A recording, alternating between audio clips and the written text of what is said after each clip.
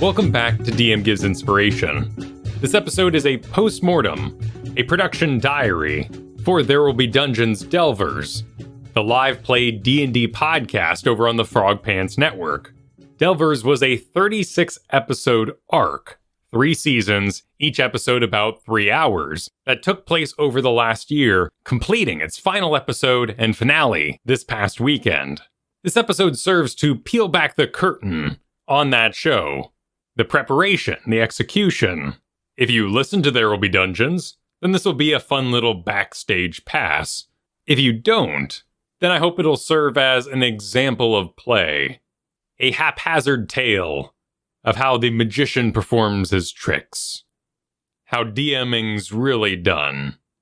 And naturally, there's going to be some differences when you're doing a podcast. I go over quite a few of these in Season 8, Episode 1, D&D Shows vs. Home Play. For There Will Be Dungeons Delvers, we had some set goals when we set out to make those seasons. Our previous campaign, The Wastes, DM'd by Bo Schwartz, had run for 3 years. It was extremely sandboxy. It was an open map, free to explore, and each episode could just be what it could be. If we used it to talk in an inn, so be it. If we did combat the whole episode, so be it. It was way closer to what traditional at-home D&D is.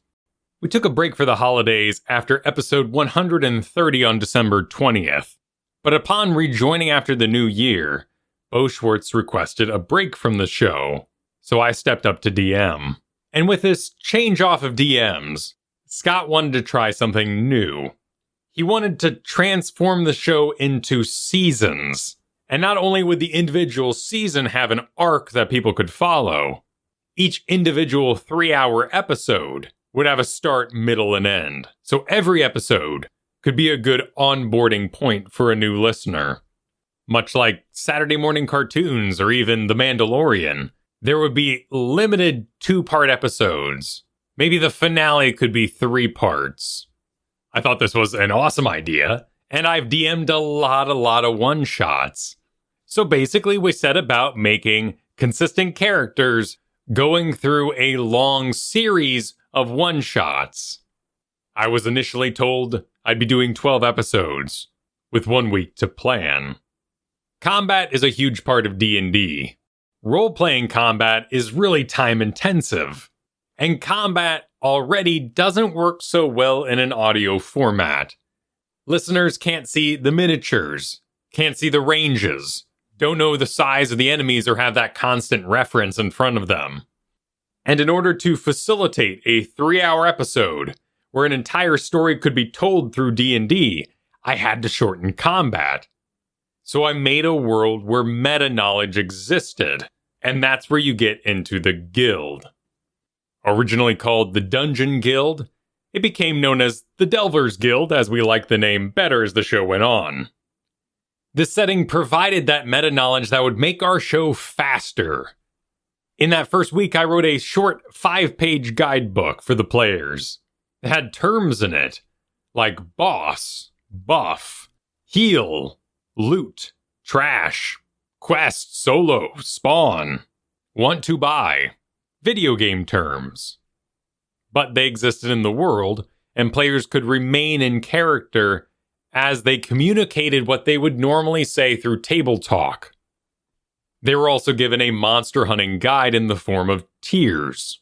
F tier being things like crawling claws, homunculus, awakened shrubs, the least dangerous monsters for a level 3 and below.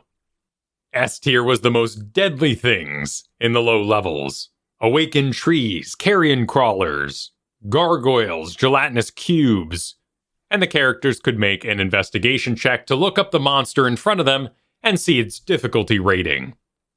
Essentially, it's challenge rating, but themed up a bit. There was also a whole system of promotions based on video game ranks. Wood, bronze, silver, gold, platinum, and then a video game would get into masters or legend rank. I called them Ruby and Emerald, but they divided all the levels of D&D 1 to 20 across these various ranks. I slapped some employees in that guild. I named them Cassius and Helenar Clearstone, and one named Joe Groinhammer because I knew it would make Scott laugh. And my planning week was up. It was time to play. I didn't know the name of the town yet. I didn't know how it was going to be laid out at all, let alone the countryside. I just need to fix my two primary problems for the show: meta knowledge and where they got it, and how to give them quick quests so we could get on location. The guild provided both those through the job board setting. So they were assigned a job for their first episode. They went to the monstrous cave, which had monsters in it. Some sturges, a piercer, and a dark mantle. Now, I think I've made it pretty clear over a number of episodes of DM Gives Inspiration that I like to wing things a bit. In particular, if I sense a player really getting into something, I will embellish that for them. If I see their eyes light up, I will goad them on. I had personally never done an Underdark campaign. I had done multiple undead campaigns. I've done multiple dragon campaigns. I've done the faction thing with people and cities. I've done the fiends, the devils, the demons. I've done Eberron, Forgotten Realms, Cthulhu. But I'd never done just monsters from underground. So, doing exactly what I had talked about in Season 6, Episode 3, I made a campaign monster list. I went to D&D Beyond, and using the Environment tab, I set it to Underdark, and set it to the Monster Manual and Basic Rules only so I could get just the core essence of those old Gary Gygaxian beasts. So in the first episode, Ko, the rogue, played by John Jagger, is exploring the back of my cave, and they find the hole that these sturges, pierces, and dark mantles are coming out of. But John gets curious and wants to see what's in the hole first. And I hadn't planned anything. But he was real cautious about it. He was really curious. So I had to put something in there. So I put a dead dragonborn with a Wood League badge on him. And I also had him catch a glimpse of a Grick, one of those Tier S monsters in his booklet. Something real dangerous for his level. Made it spooky coming out of the darkness. I also had a half-orc in the party, played by Scott Johnson, Splendor Belt, who had dark vision. So I knew there weren't really going to be any darkness wandering around shenanigans. So I quickly threw in a drift globe that John could collect. And I can see it in John's eyes. He's into it. He's feeling it. And I want him to know just how oppressive Underdark darkness is. We're not talking just a cave. We're talking evil. And so I added a noise, a sound, an oppressive growl that seemed to permeate the area. And he got right out of there. He was scared. And John's character, Ko, went back to the guild and told the guildmaster Cassius all about it. And the way John described it, he was hungry for more mystery there. So I provided it, having the guildmaster ask if he ran into any odd doors with faces while he was down there. Completely made up on the spot.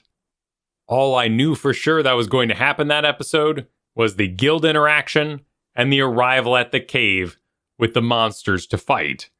The characters, the players, were going to lead the rest. I was going to let the players' interests lead the way. For episode 2, we were still getting our adventure legs.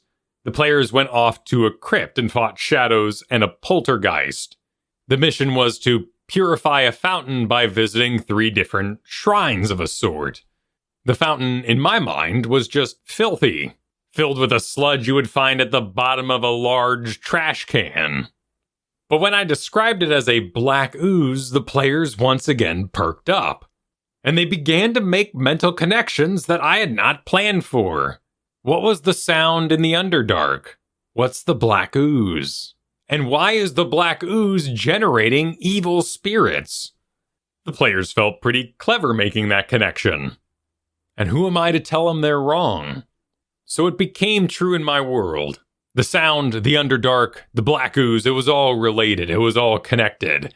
And evil was growing beneath the city of Atimer. And I didn't much like that city name when I first named it, but it grew on me. By week 3 in session 3, I had had enough time to develop the lore of the Underdark that my players seemed to want to investigate. There were dungeon entrances scattered across the land, though they were actually exits, meant to keep something in, rather than keeping adventurers out. The players had decided for themselves what their main quest was going to be. If we did that original monstrous cave, and they didn't care, we would have found something else to do. There was a mountain nearby that could have had a dragon. There was a swamp nearby, which could have had an orcish encampment. My goal with this job board was to present my players with a cornucopia of options. It just so happens they became really hooked by my very first hook, which is quite lucky. In week 6, I had what I thought was a rather kindly, aristocratic quest giver named Withers, but the party thought he was being very suspicious. So he became suspicious, and he became a greater part of the overall story. On episode 8, my players ran into a hook horror, and they rolled very poorly against it, and it rolled very well. They also in that same episode fought a gelatinous cube, and rolled well and did not care. But the hook horror, just by chance, rolled well and scared them. After that, the hook horror became more of a staple of the campaign, because it had importance in the players' minds. In all honesty, the Grick could have been more dangerous. But when they had fought a Grick before, it had rolled 1s, and the fight had gone a little silly. But here the hook horror performed, and so I elevated its status, made it the top of the Underdark food chain, made it the lion. And even when they outleveled it by 7 levels, they were still scared of it, because of that first interaction they had had. Week 9 of 12, I was informed that I would be doing the show for another 2 seasons. My final boss fight was going to be a mummy and a roper, a sort of drow pharaoh of the Underdark and his great pet. They were going to be the source of evil under Aetimer, but I had to stretch things out. Instead of 12 episodes, there were going to be 36 episodes of the Delvers, which means I had time to level up the whole party to fight a full-blown mummy lord. Kept the theme of my original boss, and we started having guest players on the show, which filled out individual episodes, led to a lot of side quests, and we did a lot of town days where the players explored their characters. We had a couple of 2-parters. One of my favorite was the Slad Sandbar Gem Facility, where they had kind of a Resident Evil Aliens The Thing interaction. And being now a 3-season arc, I added the classic Empire Strikes Back Season 2 low point, where things looked at its darkest, and the beginning of 3 was about getting the gang back together. I share with you this story not because I think it's an amazing feat of DMing, but because it's an honest feat of DMing. We played a cooperative story game. The players drove that story just as much as my ideas did.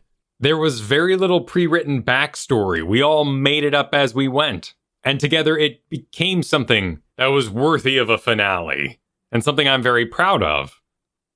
Because it was a show, there is the audience factor, which is still a little weird. Players don't remember everything. They forget things, and as DM, we can conveniently agree with their forgetfulness. But when there's an audience involved, you have to shore up some loose ends, even if your players don't particularly care about them. And there was just a time budget. We didn't get to explore so many of the dungeons I had created.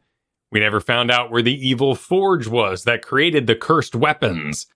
Because of guest schedules and time constraints, we never got to finish our fight with a red dragon. Because the players were interested in their own individual storylines, we never visited the Guild Academy. But all those things don't really matter. It's all content I can save for another adventure. And as DM, I take great comfort knowing that wasn't my only chance to DM. It's not the only show I'm ever going to DM either. I love DMing, with or without an audience, without a recording going. But it was fun to have other people involved, commenting and asking questions for the ride. And as the episodes went on, I used my mixer more, my sound drops.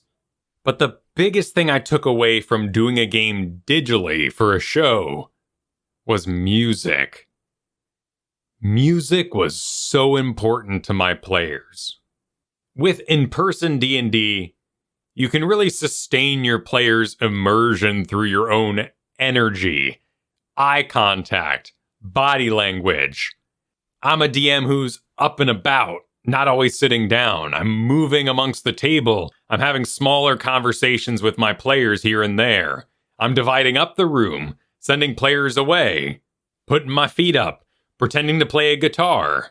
But digitally, you don't have any of that energy. But music, a track for a fight, making a little player theme song out of a loop you found online, a sound effect, saving a song for your final boss battle. It had such a profound impact. My players lit up every time I introduced a new song. And they cheered when I played a song that they remembered, such as Snake Island, but also Grinkeeper's theme, as Season 3 wrapped up. Like Saturday morning cartoons, like anime, like Sailor Moon, the same song plays every time she transforms, but you build an emotional connection to it. The Power Rangers Mighty Morphing doesn't have the same weight without that same song playing in the background. Now, as I cemented the story in the later seasons, I had more time budget to give to things like music, so it became a greater part of the show. I wasn't trying to make Atimer City maps anymore, the maps were done, so I could spend that time budget elsewhere. And thanks to my early research creating that campaign monster list, I didn't have to go back to the drawing board every single week to figure out what they were going to be fighting. That was already pre-laid out. That sort of planning also stops you from over-embellishing. But it was a wonderful experiment, and I absolutely look forward to doing more live play D&D in the Dungeon Master role in the future. For now, we will be returning to the Wastes, over on There Will Be Dungeons with Bo Schwartz back in the DM seat. I will again be playing Varel, the barbarian lizard folk there. If you don't have time to listen to a 3-hour live play D&D show every week, I hope this episode gave you a glimpse, an example of what DMing can look like in a more cooperative storytelling way. We have 3 episodes left in the season, and we're going to be packed with some pretty big topics, so look forward to it. This episode is supported by the patrons over at patreon.com/Kyle Fergusson. Music was by Brian Griffith, and I'll see you next week with more DM Gives Inspiration.